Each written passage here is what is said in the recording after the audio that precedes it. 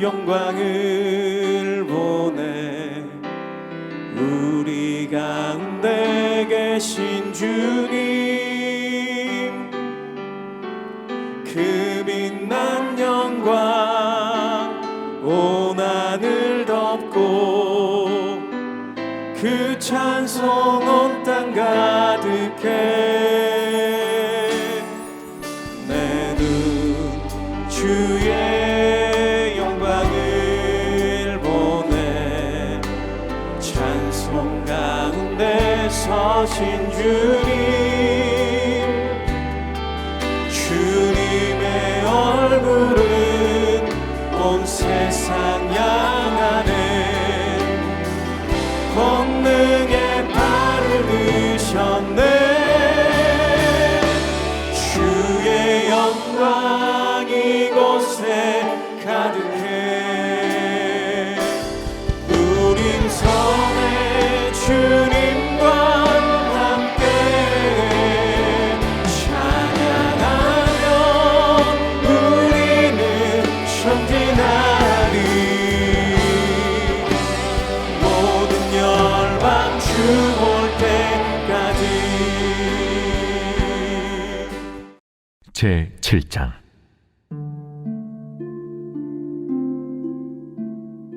여호와께로부터 예레미야에게 말씀이 임하니라.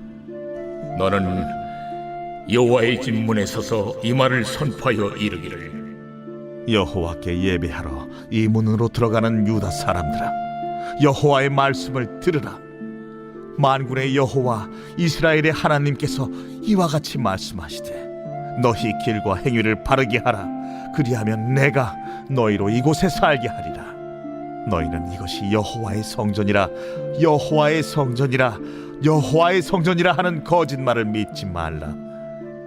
너희가 만일 길과 행위를 참으로 바르게 하여 이웃들 사이에 정의를 행하며 이방인과 과와 과부를 압제하지 아니하며 무죄한 자의 피를 이곳에서 흘리지 아니하며 다른 신들들을 따라 화를 자초하지 아니하면 내가 너희를 이곳에 살게 하리니 곧 너희 조상에게 영원 무궁토록 준 땅이니라.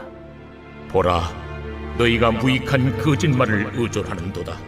너희가 도둑질하며 살인하며 간음하며 거짓 맹세하며 바알에게 분향하며 너희가 알지 못하는 다른 신들을 따르면서 내 이름으로 일컬음을 받는 이 집에 들어와서 내 앞에 서서 말하기를 우리가 구원을 얻었나이다 하느냐.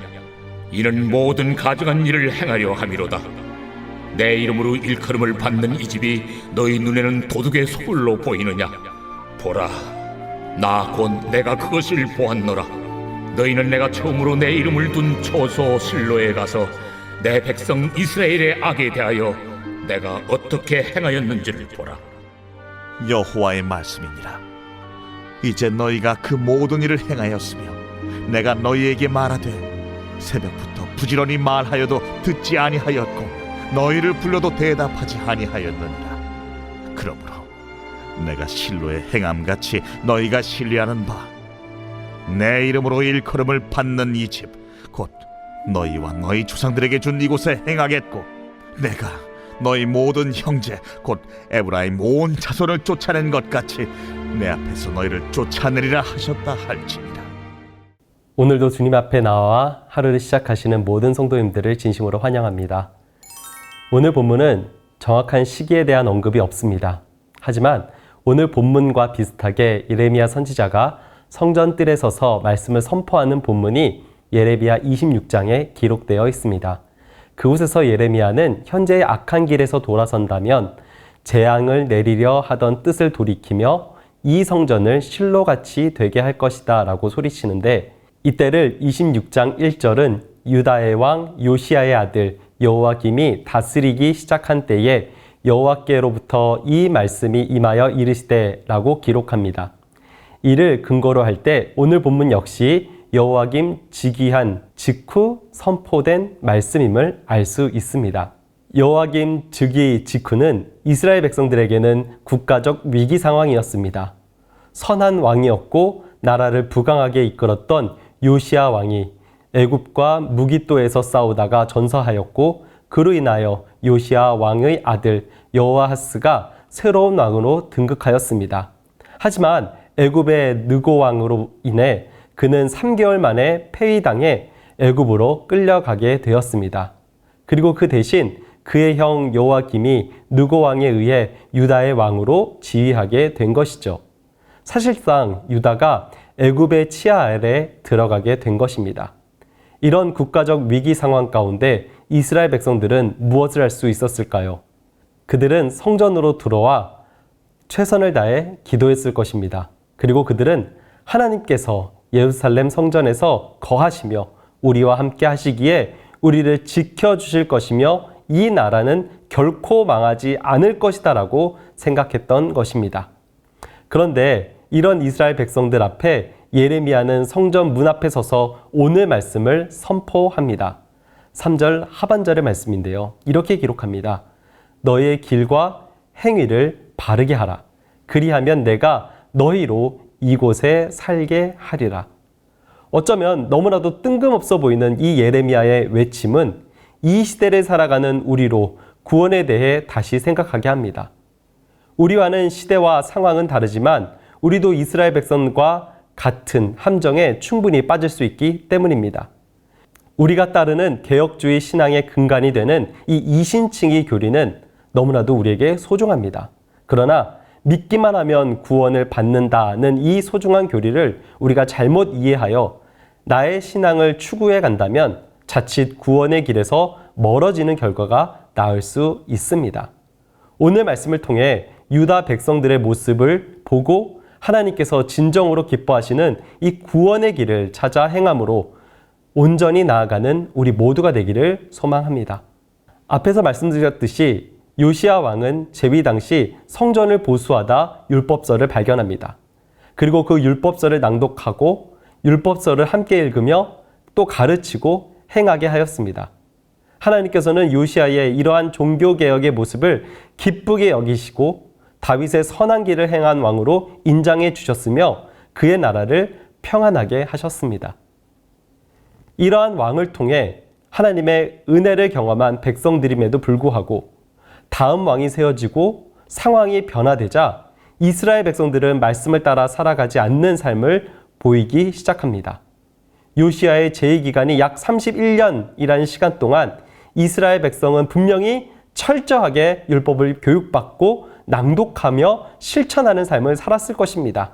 하지만 그들은 1년이 채 안 되는 시간 만에 그들의 삶은 이웃들 사이에 정의를 행하지 않고 이방인과 고아와 과부를 압제하며 무죄한 자의 피를 흘리고 바알과 이방신을 섬기는 예전 암몬 왕의 시대로 돌아간 것입니다.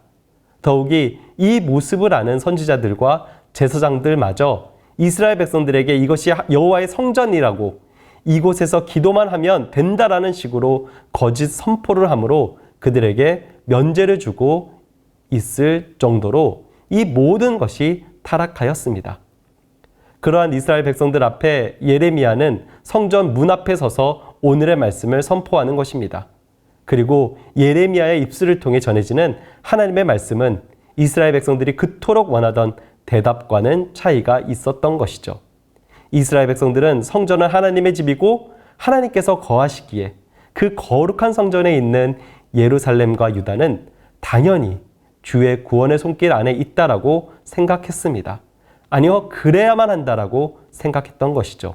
하지만 하나님께서는 유다 백성들에게 너희가 구원을 받는 조건은 하나님의 길과 행위를 따르는 것이지 성전에서 제사만 열심히 드리는 것이 아니다라고 말씀하고 계십니다. 사실 이것은 특별한 가르침이 아닙니다. 성경은 계속해서 우리에게 하나님의 말씀을 따라가는 삶이 진정한 구원의 길임을 말씀하고 있습니다. 사무엘상 15장에서 아말렉과의 전투에서 승리한 사울 왕이 가장 좋은 양과 소를 끌고 옵니다.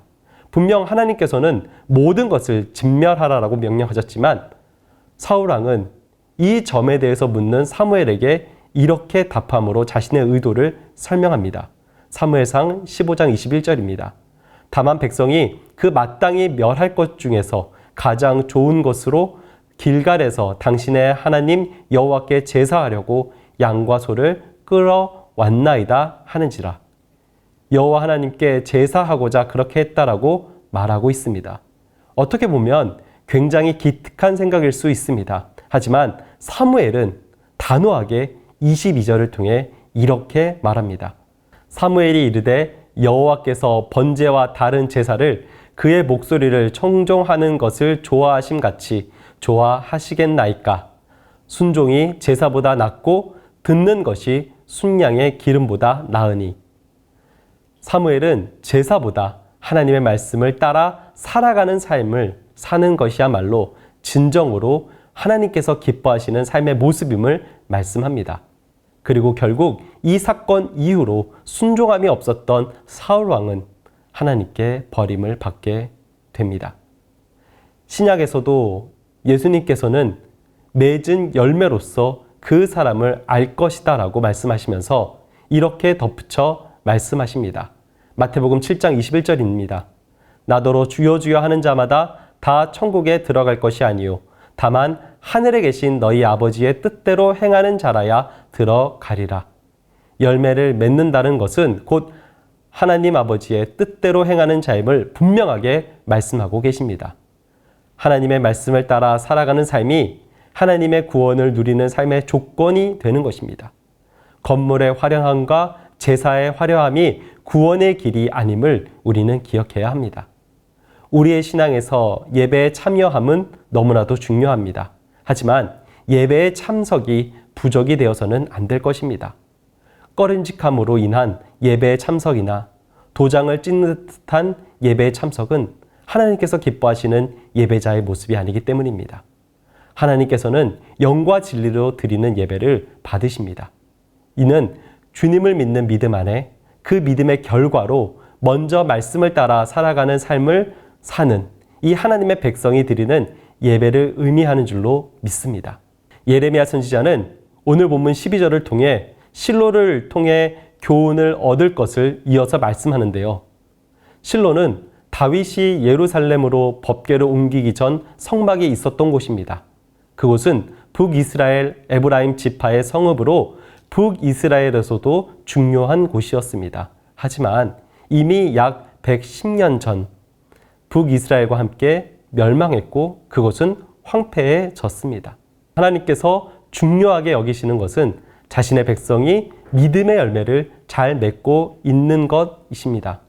성전이 그곳에 있어서 구원을 받는 것이 아니라 하나님의 말씀에 순종하여 믿음의 열매를 맺는 자가 그곳에 있기에 구원을 주시는 이 주님이심을 우리는 기억해야 할 것입니다. 주 안에서 사랑하는 성도 여러분, 정기적으로 예배를 참석하는 것보다 말씀을 따라 살아가는 것은 훨씬 더 어려운 일입니다. 루틴한 나의 삶을 깨고 삶 자체를 완전히 변화시키는 일이기 때문입니다.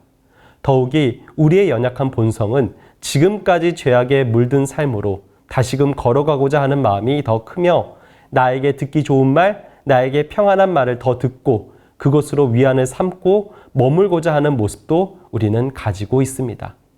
이는 예레미야 시대의 유다 백성과 다를 바 없는 사실 패망으로 가는 모습일 뿐입니다. 하나님께서는 우리에게 경고하시고 죄를 지적하고 계십니다. 그렇다면 지금 우리에게 필요한 것은 즉시로 회개하고 돌아서는 것인 줄로 믿습니다. 그리고 이럴 때에 주님께서 우리의 모습이 믿음의 본 모습이다 말씀해 주실 것입니다. 더욱이 우리가 이러한 믿음을 가진다면 당연히 진리로 믿는 하나님의 말씀을 따라 살아가게 될 줄로 믿습니다. 그러므로 믿음으로 구원을 얻음은 그저 믿음을 아는 것이 아니라 나를 사랑하사 나를 위하여 자신의 아들을 십자가에 달려 죽이시고 부활시키신 우리 하나님의 마음을 알고 그 마음을 따라 살아가는 것임을 우리는 기억해야 할 것입니다. 14절을 통해 실로의 행함을 기억하라라고 말씀하신 그 말씀과 같이 예레미야 말씀을 우리에게 들려주셨으니 말씀을 따라 살아가는 순종의 열매를 맺고 그로 인해 하나님의 구원의 품에 안기어 이 시대에 승리하며 살아가는 우리 모든 성도분들 다 되시기를 주님의 이름으로 축복합니다. 다 함께 다음 기도 제목을 읽고 기도하겠습니다. 일신의 평안함을 찾아 나아가려고 하는 나의 모습을 회개합니다. 나를 용서하여 주시고 성령의 권능으로 나를 변화시켜 주소서. 실로의 행함을 기억하라는 말씀처럼 풀은 마르고 꽃은 시드나 주의 말씀은 영원함을 기억하고 더욱 말씀을 따라 살아가는 삶을 살게 하소서. 어제부터 진행되고 있는 정선 선교와 고창 선교, 그리고 내일부터 진행되는 유년부 여름 캠프 가운데 주님의 축복을 더하여 주사 어떠한 어려움이 없게 하시고 참여하는 모든 성도가 은혜를 충만하게 경험하게 하소서.